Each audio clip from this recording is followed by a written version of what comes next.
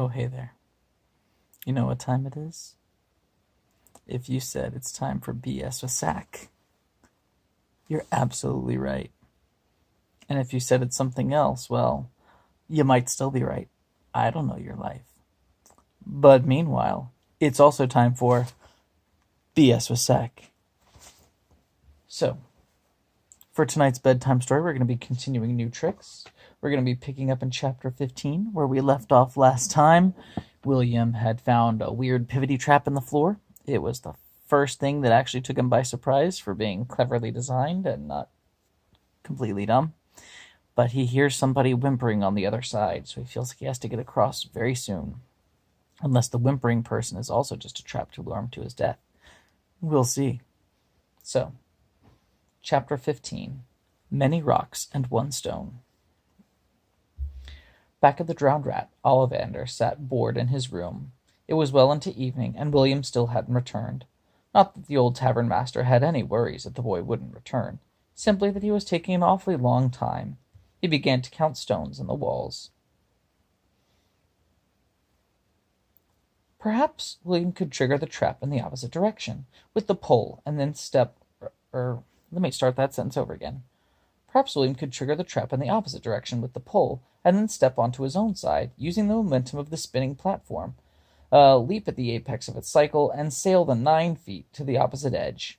William dismissed it as being too heroic, and not the sort of thing a kid like himself could pull off while still living. He also dismissed the equally heroic and thus unreasonable plan of grabbing the panel as it rose, riding the upward swing on his side, hurling himself over the edge to safety when it came down. He could go under it. He would have a foot of clearance on the bottom, too, between the spikes and the panel's lowest point of rotation. If he could lay flat, the panel would just swing over him. Of course, that would mean he would have to lay flat on the very spikes he'd been trying to avoid. Plus, there was the matter of getting out. Should he try that method? Would he hit the lid again and hope to catch it on the upswing? That would probably cut him clean in half, which sort of defeated the purpose of crossing in the first place. Stop pretending you're Ollivander, he scolded himself. How would you get past this? He surveyed the situation again, pressing with the pole to determine exactly how much pressure it took to send the panel spinning. A decent bit, maybe 25, 30 pounds or so. Enough that even a goblin with nothing on would trigger it. Less than that, and the weight of the rotating marble would shift somewhat, but not trigger the trap outright. He could use his ever-sharp dagger and carve out chunks of marble until the weight differences were too extreme, and the pit swung to a permanent state of open. He could then lower himself to the spikes, find some way over them, and then climb up the other side. Even with the foot of clearance on the bottom, he would have to find a way to cross the spikes without injuring himself, and climb back up the other side with nothing to hook a rope to. Also, he really wanted nothing to do with those spikes. He could try to use the bag somehow, climb inside to decrease his overall weight, but then he would be inside with no means to cross. In theory, he could throw the rope across and from within the bag pull himself over, except he had nothing to anchor the rope to on the other side. Pulling would only drag the rope back into the bottomless bag. By the same token, even if he had something to weigh the other rope down with, it would need to weigh at least as much as William, or else it too would be pulled into the bottomless bag. Unless orientation mattered. If the bag were upright, the rope would have the full weight of the boy to contend with. On its side, however, William could theoretically pull himself across that way. The bulk of his weight would lay against the bag, which would weigh less on the outside than in. The rope would have to take the weight of the bag, but not the weight of his body. It was worth a shot, though he still needed some way to anchor the rope on the other side. William had an idea. He lashed 2 lengths of rope together, tied it to the twin bag, and tossed it across the pit, making sure the rope would reach. Then he drew out his enchanted dagger and hacked large chunks of marble from the walls until he had a decent-sized pile. He cut another slip of cloth from the sleeping bag and held a small wood fragment over one of the nearby torches. When the end charred, he scrawled a quick note asking for whoever was working the bar to put the stone fragments that were about to come through back in the bag in a couple of minutes. He checked the bag to see that the note had gone through, found it empty, then began piling rocks in. No sooner than he placed the rocks in, the bag emptied. He smiled in amazement. Sally was really on her game today. They just keep coming! Harry held a pan beneath the upside-down twin bag, catching its contents as the stone bits fell through. A large rock tumbled out, banging and clanging against the other rocks and the tin sides of the container. The pan grew heavy in the young boy's hands, and the rocks kept falling. Sally raced in from the kitchen, holding a large empty pot to relieve her 7-year-old son. She thanked heavens the boy took after his father and could handle the weight. Harry stepped aside and let his mother take over catching, while he worked to clear those that had fallen through before the two were ready to catch them. Does William even understand how this system works, or does he honestly think we just check the bag every minute, waiting around, bored for something to do? Harry griped. Now, dear, it's his first adventure. He's going to make mistakes, his mother replied. Both drooped with exhaustion, struggling to keep their eyes open. Just before midnight, the sound of stones pelting the bar woke the residents of the Laughing Raven. Most temporary residents promptly fell back asleep. Such was the benefit of magic beds. Harry and Sally, however, lacked that luxury. They had tavern-keeper business to attend to. Not knowing the source of the noise, both had come downstairs armed for dragon. Sally wore flame-proof leather armor with a blade of vicious decapitation and shield of something or other. At such a late hour, she didn't bother to read the label. Harry had tossed on a chainmail shirt of invulnerability, gauntlets of vigor, a helmet of alertness, and his personal favorite, a wand of lightning, which crackled with light and electricity. His father had personally trained him to use the blasting rod and made him practice once a week in the pastures out back. Sally heaved a sigh of relief at seeing only stones and not brave or foolhardy bandits. Harry frowned, kicking at the floor with resentment, and put the gear away. Beneath the first of the stones, on the scratched and cracked bar top, the boy found a note written in charcoal. At least, he assumed he found a note. The charcoal letters had been smudged beyond legibility by the falling rocks and pebbles. Nothing remained but a collage of blurred lines that the boy couldn't decipher, no matter how he squinted or turned or held it up to the light. "We got a note," the boy said. "Kind of. Does it say anything about why he's giving us rocks?" "Probably. Once upon a time." Sally set the pot on the counter to catch the hailstorm of debris and took the cloth fragment from her son. She bit her lip. She squinted. She turned it sideways and held it inches from her face. Then she sighed, grabbed an inkwell and quill, and jotted a one-word reply. "What?" William waited for what felt like forever, but the bag never grew heavier. The rocks never appeared on the other side of the pit to weigh down his rope's anchor. They must have gotten his message. He knew they got his message. They'd been removing the stones right as he put them in. He paced, tapped his feet. He tugged at the rope just to make sure. Still empty. He threw rocks at first to pass the time, then to take out his frustrations out on the walls of this God's forsaken nightmare of a burial ground. Sure, he'd made jokes, played games at the absurdity of the situation, the layout, everything about the place. But that in no way changed the 3 corpses he'd seen already, the 4th he was looking for, and the woman just around the corner rapidly approaching, becoming the 5th. "What in the 9 hells is taking so long?" he shouted under his breath. His fists clenched at his sides, and he took an ill-advised swing against the stone wall. The bone rattled, his knuckles bled. The pain was excruciating, the gesture infantile and moronic, but it was better than doing nothing. Anything was better than doing nothing. "Hey, you still there?" he called, his voice weak and trembling. "What?" "My name's William. What's yours?" Winifred." Her voice shook, quivered like a leaf in a tempest. "That," he replied, "is a lovely name." Thank you." "You like to travel, Winifred?" "Yeah. Well, as soon as I get across this pit, you and I were going to take a little trip." I... She grew weaker by the second, William could tell. Where the hell were those rocks? "It's okay, Winifred. Don't try to talk. Just keep listening and say yeah every now and again, okay?" "Okay." William pulled at the rope, dragging the bag across the trapped floor. Definitely no rocks, though there was something inside. He could hear it scraping across the floor. Probably glass. What kind of game were they playing at back at the Laughing Raven? Did they think he liked tossing stones into bags for kicks? "So I thought maybe after this you could buy me a drink and tell everyone about how when we met I was trying to get across a hole." "Yeah."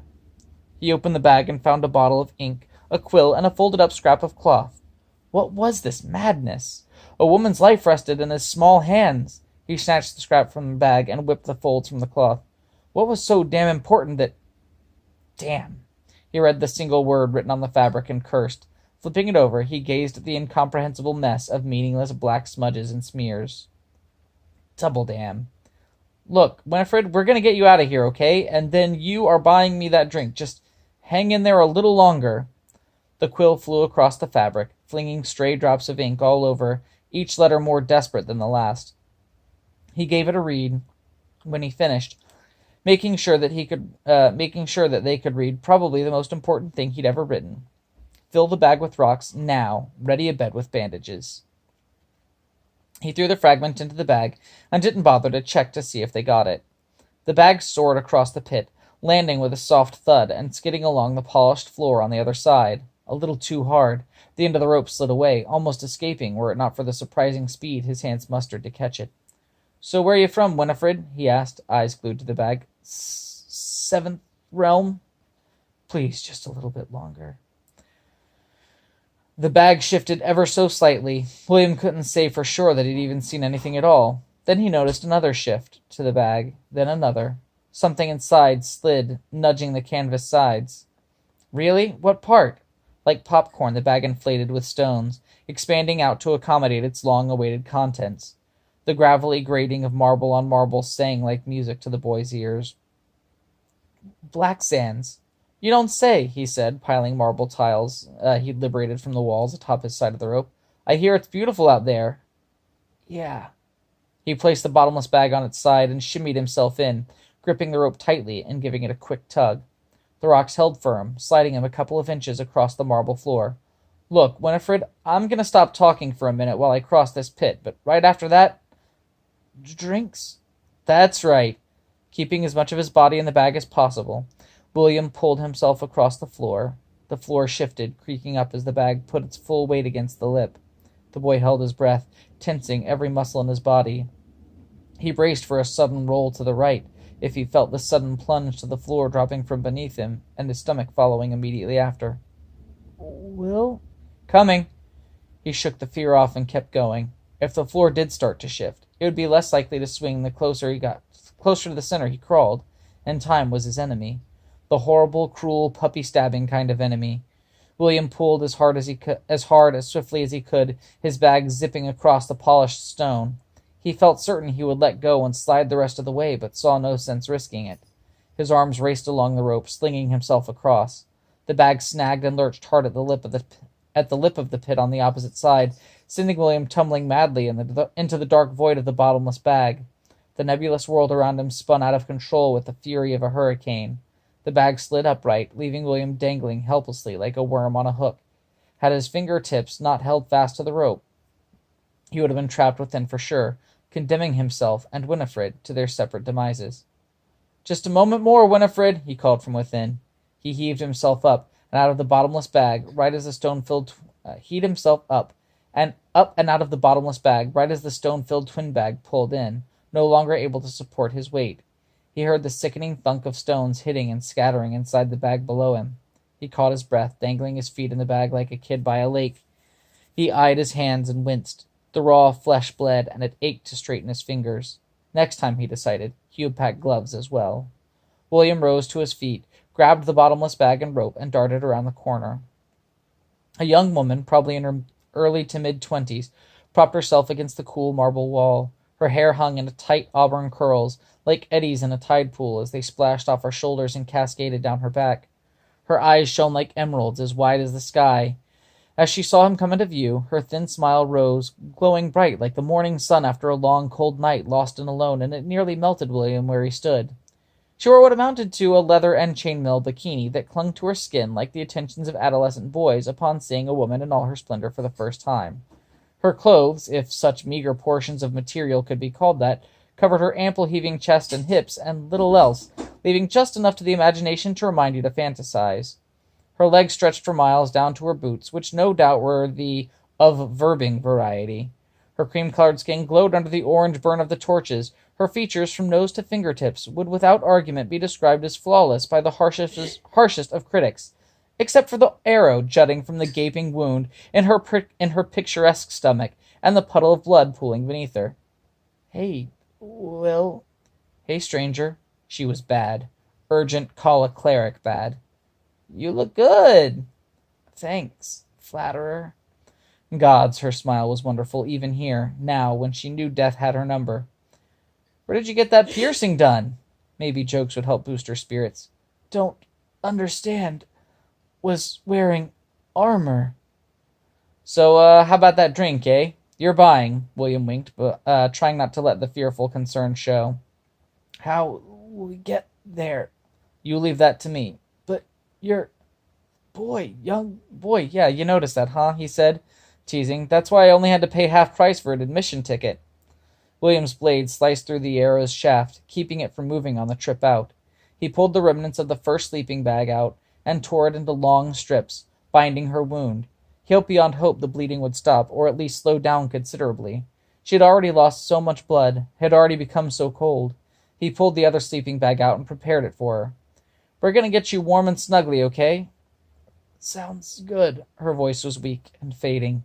He eased her into the cloth and wrapped it around her, using the remainder of the first sleeping bag to tie it in place, to keep her from shifting during transit and making things worse. Snug? He asked as he made the final adjustments. As a bug, came her meek reply, a rote nursery rhyme response. Now, said William, resting the bottomless bag at her feet, I want you to close your eyes and count to 100, and when you open them, you'll be in a nice cozy bed at the best inn in the world. Green stag? No, said William with a smile she could hear. The Laughing Raven. Not best, she said. No pale ale on tap. Oh, just count. William drew her into the bottomless bag, sliding it up her body as gently as he could. He gave her a kiss on the cheek as he tucked her and the magic sack that held her into the twin bag. He peered inside and found it empty. Back at the Laughing Raven, she was safe and hopefully being attended to. See you in a bit, he said to himself and climbed to his feet. Hold on to that drink for me. William waited for the bottomless bag to return. Then he gathered his things and planned his next move. The hall, like all others, had the same ubiquitous marble, smooth and polished. Unlike the others, a staggering number of holes dotted this particular corridor's walls, floor, and ceiling at 1-foot intervals. The boy had the sneaking suspicion walking straight across might be a bad idea. He examined the floor carefully, tracing his fingers lightly across the seams between the tiles. They shifted slightly, almost imperceptibly loose. Pressure plates. He laid flat on the floor, as far away from the trap tile as he could, and pressed. 4 jets of flame, one from either wall, another from the ceiling, and one from the floor, formed a hellish cross. He pressed at another from as safe a distance as possible, and flinched as a 3-foot spike shot up from the tile's center hole. Another sent a cloud of arrows flying from all directions. Must be what got Winifred. For a meaningless hall, it sure had a whole lot of security. At the end of the corridor, he could make out another iron door, much like the first, adorned with breathtaking bas-relief. This one depicting the mighty king driving his epic sword of legend into a large stone. Yeah, thought William, definitely McFinn. The tales of McFinn were as varied as they were plentiful. Contradictory though they were, however, they agreed on several key points. First, McFinn was a run-of-the-mill fellow. Some said blacksmith, others a mason, a farmer, a barber, something universally boring, until his quest to the mountains of unholy madness. When he returned, he bore a sort of unimaginable power that would work only for those who knew its secret, which Finn took to his grave. McFinn hid the sword away, saying when the worthy heir came, he would be able to pull the sword from the stone in which it had been thrust. If the sword of McFinn had been hidden here, its presence would go miles to explain the abundance of over-the-top, complex traps and other means for horrible death. And we will stop there and find out how William will overcome this super dangerous, heavily trapped gauntlet of a hallway next time. But for now, that was the first half of Chapter 15. Have good dreams. Good night.